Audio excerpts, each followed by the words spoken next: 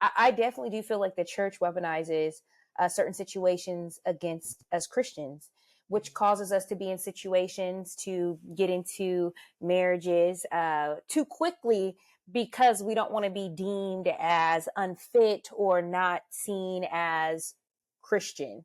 And I feel like, honestly, our Christianity is the only religion that is that battles with this. Like red letters over trap beats to fix it, saying, ooh, DJ Focus, tell him turn you up. Ooh, DJ Focus, tell him turn you up.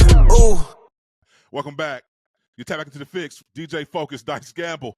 Char Love, it's time for the unsaid truth. Yes. Come on, let's talk to the people. You know, it's been so many conversations, you know, roaming and circulating the internet. And I know Kirk Franklin just did one with Cam Newton, which was like, I thought it was very nice and beautifully said. But, you know, from a young person's perspective, like, I definitely do feel like the church weaponizes certain situations against us Christians, which causes us to be in situations to get into marriages too quickly because we don't want to be deemed as unfit or not seen as Christian. And I feel like, honestly, our Christianity is the only religion that is that battles with this.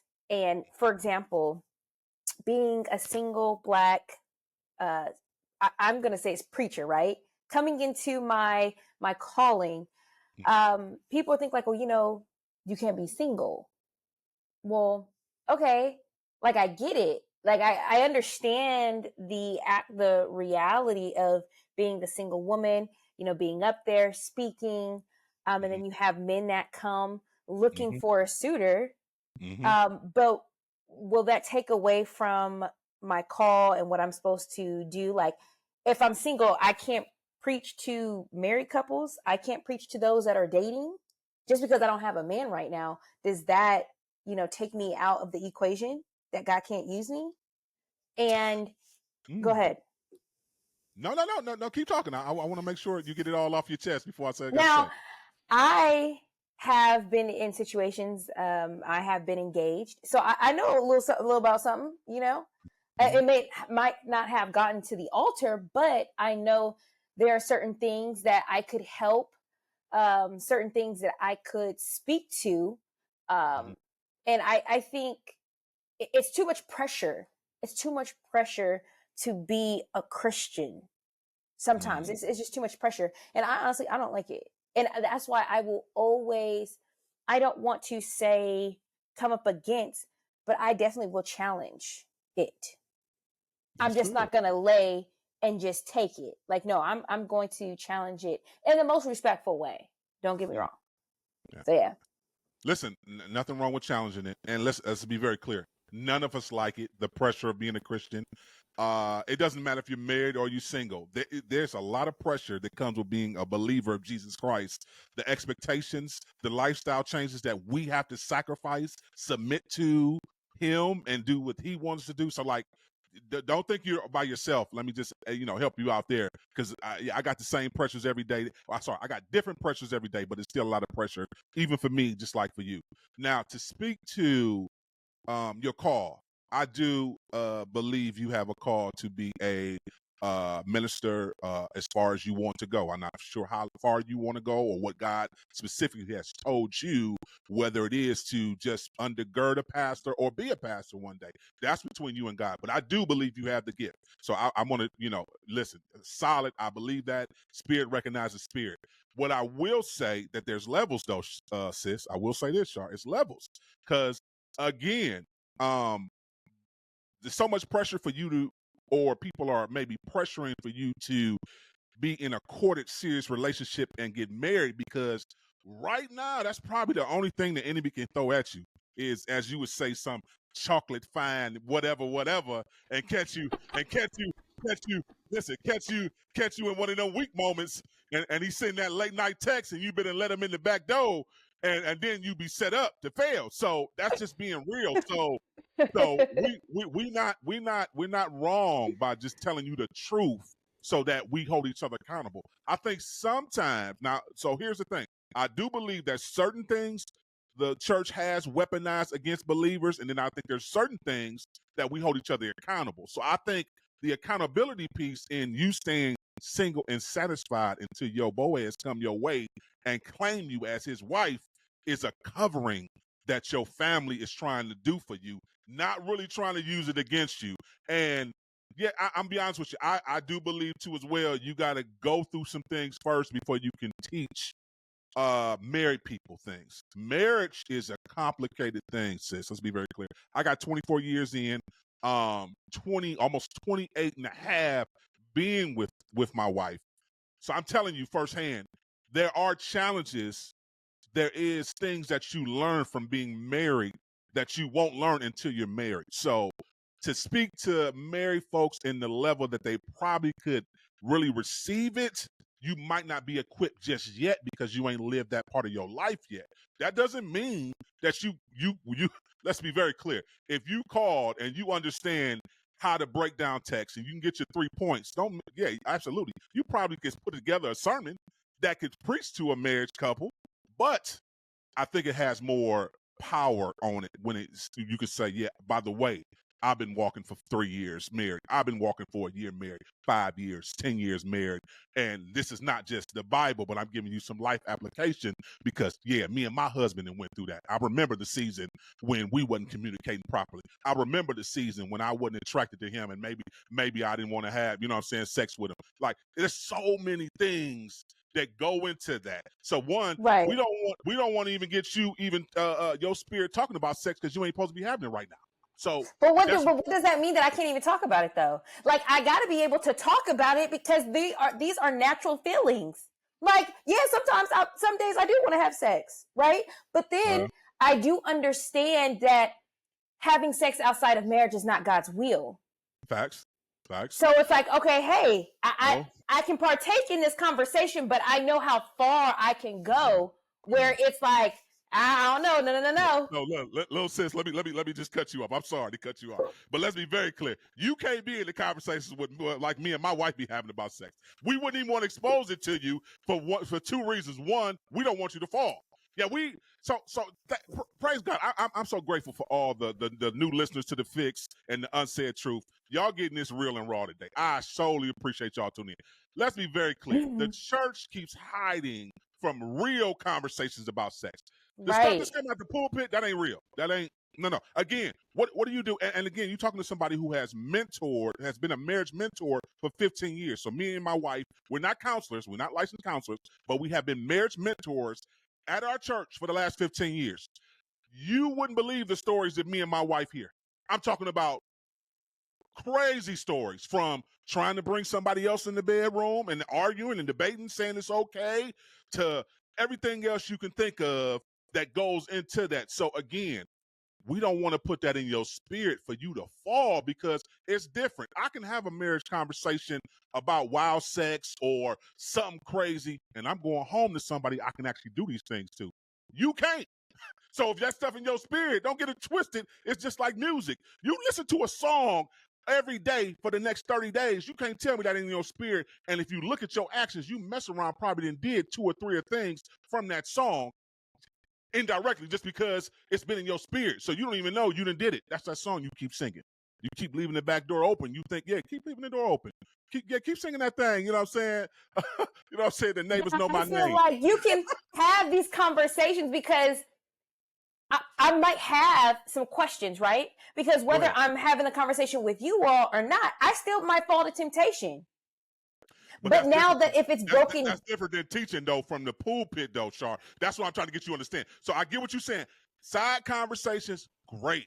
But preaching it from the pulpit to a whole congregation where you got married folks as well as single folks, it's gonna be half-sided on that. Some are gonna respect you and love you for teaching it, but then there's another part. Again, the married folks who've been through a lot of stuff, who need to sit down with somebody who've been through some of these things too as well, not just referencing Bible scriptures and no life application with it. So that's my only argument to that. But do I not think you're not qualified to at least open the conversation? Absolutely. But I'm just being honest, and I love you. You family.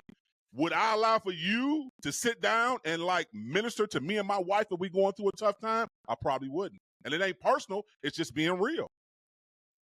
Okay, and to each its own, you know what I'm saying?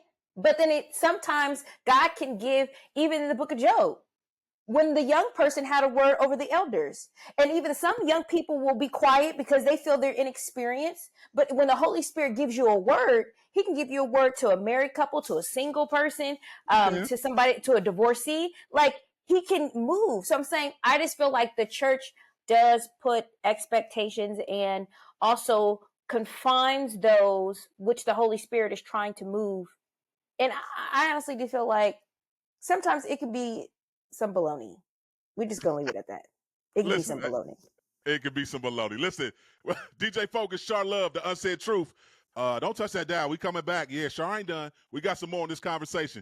Keep it locked. You tuned into the Fixx. The Fixx is in. Yes, sir. You tune back into the Fixx with DJ Focus and Char Love, the unsaid truth, right here in real time. And Char, you talking? Let's be very clear. I respect everything you saying. On sometimes how the church, maybe weaponized against certain topics. I know we kind of touched bases. You brought up a great example of preaching and being able to teach the married folks. And, I think we got a common ground to a certain extent, but we kind of agree to disagree to a certain extent. But I do respect that. Absolutely. You brought up a great example of who's the Bible figure you gave example of? Job. Job, forgive me. Yeah, you brought up Job and how he's able to preach to everybody. I do think there is a word in you. I do think there's a word in you.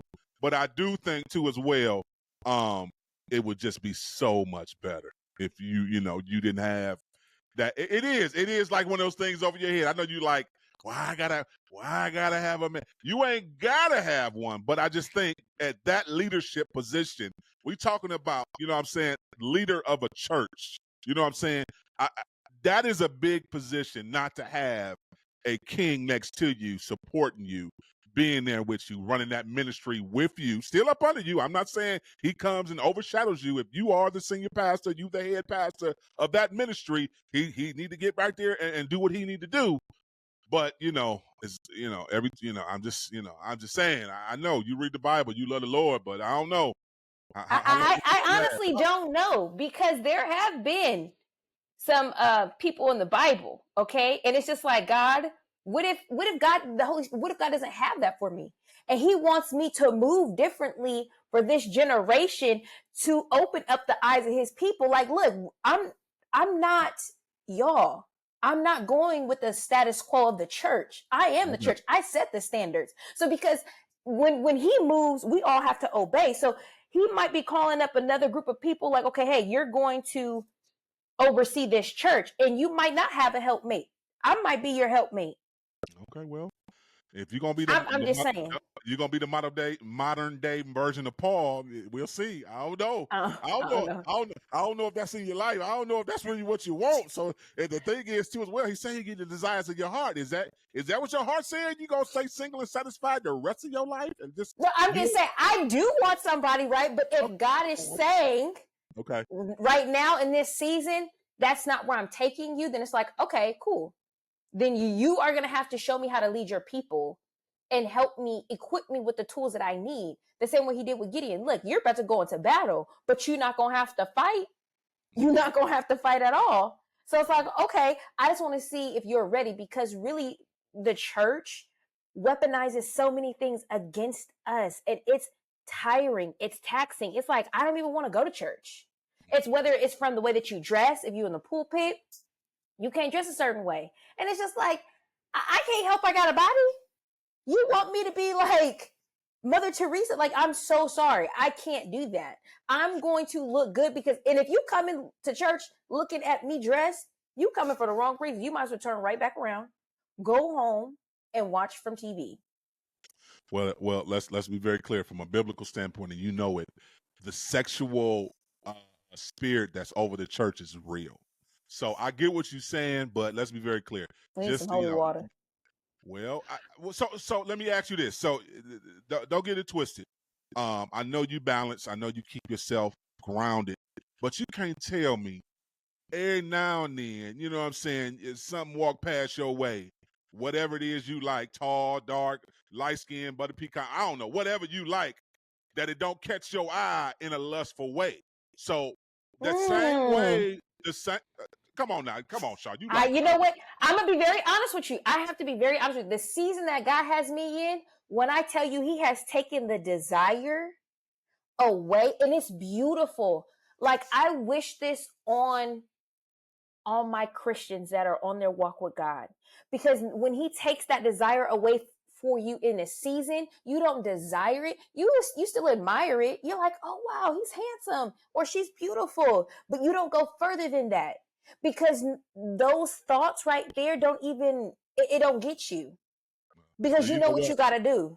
I thank you for giving me a new I'm just saying something new, because I ain't never felt that way. I'm just being honest. I remember seeing my wife like it was yesterday, and the Lord knows, yeah, I ain't never just wanted to be without a companion just to satisfy the God. So that's a new level for me. I can be free. So I know a lot of people listening might think I shouldn't say that, but I'm gonna tell the truth. I've never felt that desire. I've always wanted to be with a woman. Been with a woman, yeah, I've done it the wrong way. I mean, not like that.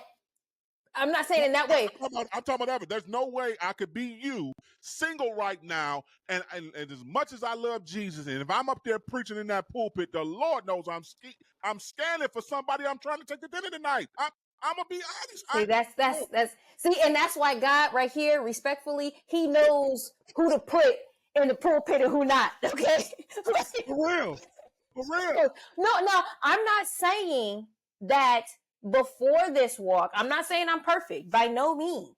Okay. But what I am saying, I've realized my call is more important than my flesh right now.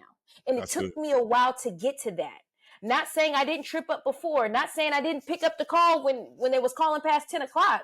But now the conviction is higher, because I know I no longer have time to play at that chicken-minded level. If I want to get to where I need to be, I have to look past that instant gratification and realize God has something for me. Because when He brings me my husband, it's on and popping. Like, it's on. But right now, you got to stay focused, because there will be people that will come into the church that will try to, literally, that's on assignment to distract you. Even the church sometimes can be on assignment and they don't even know it. So it's like, okay, yes, that spirit of perversion, that spirit of lust is on the church heavy. Yeah. But don't sit here and condemn me. Don't sit here and try to crucify me because your spirit is not under conviction right now. Like, don't do that. Well, I will say this, you should have a good circle to where, one, accountability wise, maybe everything is not condemning, but just holding you accountable, just putting a bug in your ear so that you don't fall compared to condemning. So I do want to identify that. But I'll be honest with you, Char. Bless your life. I was so grateful. I got married at 23. So let's be very clear. I got married at 23 years old on purpose. Because I knew that was going to be something that was going to hinder me and, again, get me into a lot of trouble. So, again, He blessed me with a beautiful woman who loved me for who I was in spite of all my imperfections. And, yeah, I saw it. I saw I had a good thing. So I could have kept going and just playing the field. But I said, no, God was working with me on my spirit. My wife would tell you, I'm the one that told her, no, we can't do this no more. And I didn't do it the right way. We shacked up for 2 years, lived together in an apartment for 2 years. But I'm the one that finally went to her and said, you know what, no, I either need to leave you or make you a whole woman, because it's not, God has already put it in my heart. I shouldn't be doing this in the first place. So we came to that moment to where either I was going to leave, we was going to break up, we break up, go our separate ways, or we going to make this work. And I proposed to her, and she said, I do. To God be the glory. Well, but that's beautiful. Yeah, I knew that it wasn't, no, I couldn't, no. Yeah. And let me tell you something. That is what's breaking and tearing down the church, though, Shaw. I don't know if you look at your statistics, but 82% of the issues in the church right now is fornication. We need dice. We need dice. She got the numbers for us all the time. Yeah, but no, I definitely, right. Yeah, we talked about it, so that's why I remember it. So it's like, fornication is at an all-time high in church right now, where, they saying they stand, they not. No, I definitely know. Like, I know some people who are married 20 plus years, 12 years, and they are legit. Like, I had a phone conversation. I said, when are you planning your exit? Was I wrong to say that? No, I don't think I was wrong, because you clearly see that this person wants out. But why are you staying in it? Because the church has weaponized. This person is fearful to leave. because they feel that the church will condemn them. And that's sad. The church has people staying in relationships that no longer serve them. They didn't want to reconcile the marriage at all. They didn't want to work on it, go through counseling or anything. So you saying we went through those steps and we still just going through the motions is what you're saying? Or they just unhappy and not telling nobody about it? No, I think in the beginning it was both. First part was like, I'm happy, I'm not talking about it. And the second is just like, we tried and it's just not it. And it's like, it's okay. You know what? I know what the word says, but sometimes it's just like, I'd rather leave than sin. It's like you got to choose. You got to choose. You going to stay in this marriage and you going to be out in the streets? Or are you going to leave and be out in the streets? Well, so here's the thing. Let's be very clear. It's very clear from a biblical standpoint what grounds for divorce are. The 3 A's. Of course, abuse, abandonment, and of course, anybody that's cheating. So, adultery. If you're saying that somebody is in a adulterous marriage and the person that continues to commit adultery is not looking to stop it, there's go. If you in a marriage right now where you're being beat on upside your head, male or female, let's be very clear, because everybody always think it's the man beating up on the woman. I didn't see some situations where the woman was cracking the man with a bat. So let's be very clear. That ain't your wife. You shouldn't be going home no woman that you go to sleep and she hits you with a bat. I don't think you should be there. So let's be very clear. So I have to say that because everybody always think it's always the man beating on the woman. No. I've seen multiple situations where the woman was abusing, going at a man with a knife. Bats, no. Let's be very clear. Yeah, no. God will bless you. He will bless that divorce because clearly that's abuse. And of course, abandonment. If somebody is gone and don't come back for months and months, that ain't no marriage no more. That ain't no friendship. Who do that? Right. We are not equally yoked, sir. That's where crazy. do that at? So right. Yeah. No, and I just feel like with everything, the church does weaponize certain things where we do. Where so here's the thing. I'm glad you brought this up, Shar, and I'm gonna let you give your closing thought. I just want to say this: we are the church. So the fact that we having this conversation, we bringing up this conversation, our listeners are listening to us right now. We grow, we get better from it because, again, we have to be a part of the change. Us talking about this, we are part of the change because a lot of times these conversations are not even having, in the church. So I appreciate you even bringing this topic up because, again, yes, this is probably a topic that needs to go viral. People need to keep talking about it. Ministry leaders need to talk about it. Pastors need to talk about it from the pulpit. And we need to grow in this area because if we don't change it, it'll never change. Right. So I know I told my congregation this past Sunday, I said, look, you might not get a lot from me, but one thing you can always expect from me is to be hot, honest, open, and transparent with what God wants me to give. My outfit is going to be on fire, right? But what God wants me to impart to you all, like, I'm going to be honest because I've sat in the seat of the saints and it's like, this is sugarcoating and I don't want nothing sugarcoated to me. That's good. That's good. We just, as a church, the New Age church, we really have to stop weaponizing certain situations that will have people in situations that they feel like they can't leave because they're not supposed to feel in bondage in church. They're supposed to come to church because they're in bondage and they're supposed to be set free, not the other way around. That's good. And don't give up on that ministry. So that's the thing, too, as well. It's easy for us to have some church hurt or some issues that we don't agree with, and we just walk away. That doesn't mean that God is calling you to walk away. Anybody dealing with any form of church hurt, definitely still pray about it and ask God if he wants you to leave, because he might still want you to walk through that to change that person's heart, because that's the other part of it, too, as well, that we look at. Sometimes we look at it only one-sided of I'm not getting what I need or they always talking about me. Look at the other side, too, as well. Hey, listen, that's solid. The unsaid truth. Huh? Another one in the book, sis. That's a little light work. That little light work. Just a little low. Just a little bit. Listen, we go into some music. We'll be right back with more. You're tapped into the Fixx. And the Fixx is in.